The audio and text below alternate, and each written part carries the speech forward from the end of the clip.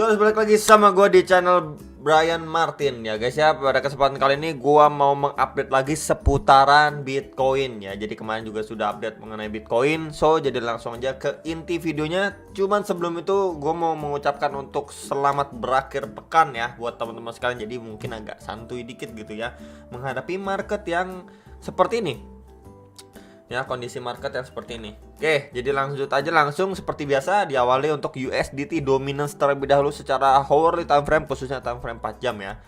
Jadi memang di sini kita udah lihat ya, terakhir kali udah saya infokan juga di sini adanya area strong resistance ya, karena terakhir kali kena reject lumayan strong itu di kisaran box warna merah ini yang saya tandain pan. Ini di sekitaran 7,9%an lah, sekitar range area itu, dan sebelumnya ini sempat mampu di break ya, sempat bertahan sedikit kemudian langsung disor balik lagi gitu ya. Dan sekarang ini posisinya dia lagi testing ataupun struggling untuk benar-benar breakout dari level ini.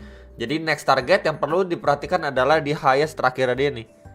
Sebentar akan saya tandain pakai rectangle ya di sini. Waktu dia close candle itu di sekitaran 8,04%. Ya, sekitar area sini ya, sekitar 8,04, 8,1%. Ya, ini mungkin akan saya ganti dengan warna biru ya dalamnya. Birunya biru terangannya gini lah ya. Jadi memang ini next area yang benar-benar perlu diperhatikan ya untuk USDT dominance jangka pendek atau terdekatnya ya. Jadi kalau misalkan let's say dia masih melanjutkan penguatannya ke area tersebut, maka kita akan melihat untuk jangka pendeknya Bitcoin ini ada chance lebih besar untuk terendelosor lagi gitu ya.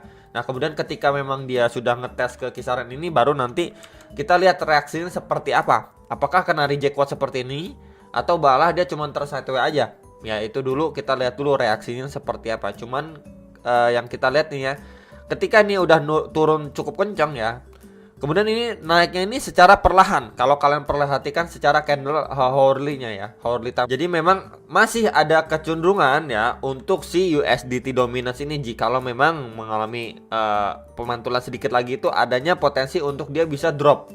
Karena memang kalau misalkan kita bandingkan secara candle ya, mengalami penurunan atau rejection dan waktu dia mengalami rebound gitu ya, ini nggak sesuai gitu ya, bisa dibilang nggak sebanding gitu ya waktu dia mengalami penurunan dengan kenaikannya secara bertahap naiknya gitu. Jadi memang masih ada kecenderungan atau kemungkinan untuk USDT dominance ini ya mengalami pelemahan kembali at least ya ke kisaran 7,5 sampai 7,6%. Jadi kisaran-kisaran area sini masih possible untuk digapai. Jadi kalau misalkan hal seperti ini yang terjadi, maka Bitcoin masih punya kesempatan atau ya probabilitas lebih besar untuk mengalami rebound mungkin beberapa hari ke depan lah. Jadi ini dulu USD dominance dan area yang perlu diperhatikan. Tapi kalau misalkan area sini malah dibablas lagi ya, dia mampu breakout ya signifikan ya, itu bisa ke next target di sekitaran 8,35 sampai 8,5% di box warna merah ini.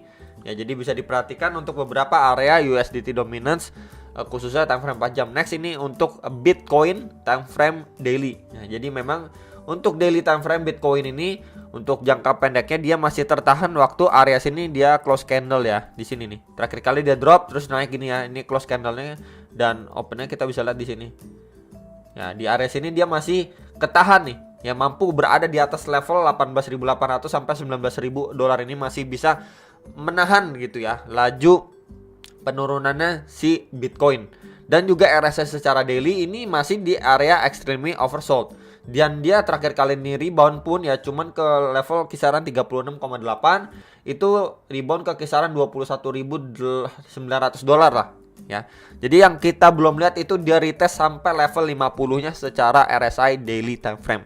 Nah, kalau misalkan kita beracu sebelumnya, pergerakan sebelumnya, bisa nggak sih Bitcoin kalau posisi gini rebound? Ya bisa aja gitu. Kita bisa lihat dari sebelumnya nih ya.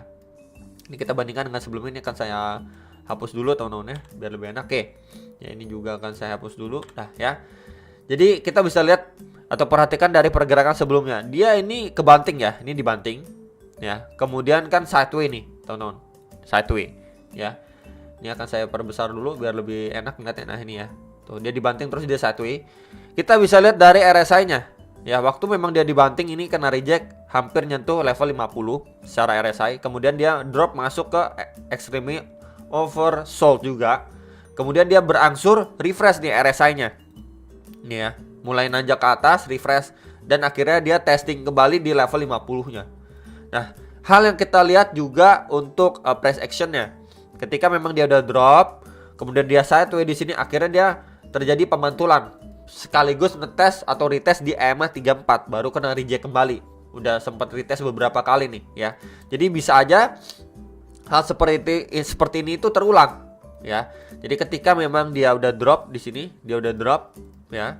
Kemudian dia mulai sideways, teman-teman ya. Di sini mulai sideways. Ini masih adanya kemungkinan atau ya pokoknya chance lah ya untuk RSI-nya itu ngetes ke level sekitaran 50 ya, refresh ke kisaran 50. Berarti untuk dari secara price action ini juga masih adanya kemungkinan untuk dia ini terrebound dulu. Ya, terrebound dulu at least nyentuh ke ataupun retest ke beberapa area resisten ini. Ya, ini yang pertama itu di kisaran 19.800-an di sini, 19.800-an sampai 20.000 dolar. Kan saya gedein. Next lagi di box warna hijau ini di sekitaran 21.500 sampai 21.700-an dolar. Next lagi di box warna biru ini di strong resistannya di kisaran 22.500 sampai 23.300 dolar. Jadi itu bisa diperhatikan untuk beberapa target resisten yang masih possible untuk di testing oleh Bitcoin secara daily time frame ya. Untuk supportnya masih untuk terdekat di kisaran 18.800 sampai 19.000 dolar, dan di lowestnya itu di sekitar 17.600 sampai 18.000 dolar. Jadi bisa diperhatikan terlebih dahulu untuk jangka pendeknya beberapa area target resisten dan supportnya ya untuk secara daily time frame Bitcoin. Ya, jadi memang masih adanya kemungkinan untuk dia at least cuman mantul untuk create yang namanya lower high gitu, atau ngetes ke highest level terakhirnya dia gitu ya. Jadi itu masih ada kemungkinan gitu ya. Jadi buat teman-teman yang mungkin mau melakukan short harus lihat dulu momentum atau reaksinya ketika memang dia retest ke beberapa area resisten ataupun support ya secara daily time frame. Next ini untuk time frame 4 jamnya. Ya, jadi memang kemarin itu saya sudah coba tarik ya menggunakan Fibonacci retracement dari swing low ke swing high-nya dia, maka kita mendapati beberapa golden ratio, dan ini saya tandain dengan box warna orange ini ya. Ini harus benar-benar dijaga karena potensially menjadi support. Cuman sayangnya dia dibablas ya, dibablas. Nah, kemudian dia coba mantul nih. Precisely ketahan di area support yang kemarin kita ataupun saya infokan ke teman-teman. Jadi sebelumnya ini ada potensially support, kemudian ketika dibablas ya menjadi resisten nih. Ya, kita lihat bisa secara time frame 4 jamnya. Ini beberapa kali coba ditembus malah kena reject lagi nih. 1 2 3 4. Ya, kena reject nih, teman-teman ya. Percobaan sekitaran 3 kali percobaan, 4 kali percobaan ini kena reject. Akhirnya sekarang mulai sideways gitu ya. Dan ya weekend juga gitu kan, nggak terlalu bagaimana market. Palingan untuk jangka pendeknya bisa diperhatikan dulu di range kisaran 19.500 sampai 19.700-an dolar untuk secara time frame 4 jamnya ya. Next area target di kisaran sini di sekitar 20.000 dolar gitu ya, sekitar area situ. Plus di sini juga ada EMA 34 dan juga sebelumnya ini menjadi area support. Jadi ini adanya confluence of resistance. Ya, bisa diperhatikan dulu di antara dua area ini untuk terdekatnya. Kemudian supportnya masih tertahan di sekitaran 19.000 dolar. Itu dulu yang diperhatikan untuk secara time frame 4 jam ya. Jadi memang kita bisa lihat di sini momentum ketika dia naik ya, sama ketika dia waktu turun ya, ini nggak begitu sebanding. Ya, memang ada probabilitas untuk si Bitcoin masih bisa kembali ngetes lagi ke highest-nya terakhir di sekitaran 20.000 dolar, itu masih ada kemungkinan.